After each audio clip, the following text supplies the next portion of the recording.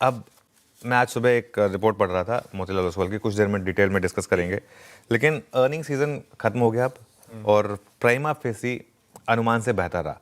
हालांकि निफ्टी में अभी भी हम लो सिंगल डिजिट में ही ग्रो कर रहे हैं, लेकिन मिड कैप में और ओवरऑल ब्रॉडर यूनिवर्स की अर्निंग सीजन इस बार अच्छी रही है और एक 3-4 क्वार्टर के बाद एक अच्छा पॉजिटिव सरप्राइज आपको देखने को मिला है। तो और यही कारण भी है, अगर आप देखें आशीष, मिड कैप और स्मॉल कैप आउट परफॉर्म कर रहे हैं। मिड कैप ने ऑल टाइम हाई लगा भी दिया था फ्राइडे को, स्मॉल कैप थोड़ा दूर है लेकिन मिड कैप ने तो लगा ही दिया था।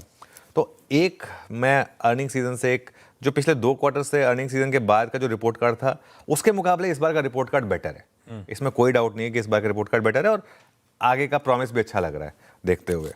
इसके अलावा अगर आप थोड़ा प्राइमा फेसी ग्लोबल क्यूज को देखें तो फ्राइडे को एक बहुत इंपॉर्टेंट चीज़ फ्राइडे को हुई, क्योंकि फ्राइडे को हम 2 कारणों से गिरे थे। एक तो sell on news play out हुआ और दूसरा एक बड़ा रिस्क बन रहा था कि यूएस मार्केट में कहीं बड़ी करेक्शन की शुरुआत ना हो, क्योंकि आपको याद होगा थर्सडे को हम बुरा गिरे थे।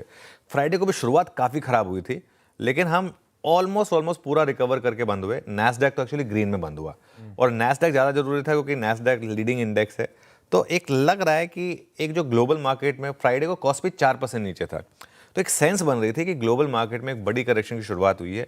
एटलीस्ट आज सुबह का एक्शन देखकर, फ्राइडे नाइट का एक्शन देखकर वो खतरा थोड़ा सा लग रहा है कि टल गया। वो एक फॉल्स अलार्म था मोर देन एनीथिंग एल्स। हाँ, एक चीज़ जरूर हुई, यूएस में जो रेट कट की प्रोबेबिलिटी वो थोड़ी कम हुई, लेकिन टेक्निकली हमारी मार्केट काफ़ी स्ट्रांग है। लगातार हम 10 और 20 डे एक्सपोनेंशियल मूविंग एवरेज को बचा रहे हैं। आप फ्राइडे का भी इंटरडे चार्ट देखिए, फ्राइडे का low exact 10 day exponential moving average, exact वहाँ से घूमे हम और डे हाई पर बंद हुए। ये काफ़ी शानदार चार्ट था।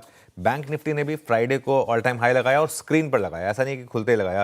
पहले तो नीचे आया था, उसके बाद आप देखें तो बैंक निफ्टी ने टुवर्ड्स द एंड एकदम ऑल टाइम हाई लगाया। ये भी एक इंपॉर्टेंट चीज़ है। मिड कैप और स्मॉल कैप, यहाँ पर भी एक क्लियर कट आपको आउट परफॉर्मेंस देखने को मिल रही है, खासतौर से मिड कैप। और मुझे ऐसा लग रहा है कि स्मॉल कैप में अभी भी शानदार मौके हैं। इनफैक्ट स्मॉल कैप इंडेक्स अभी भी अपने हाई से करीब 8% दूर है, तो मुझे लग रहा है कि यहाँ पर अभी भी आपको थोड़े से मौके मिल सकते हैं। बिल्कुल ठीक।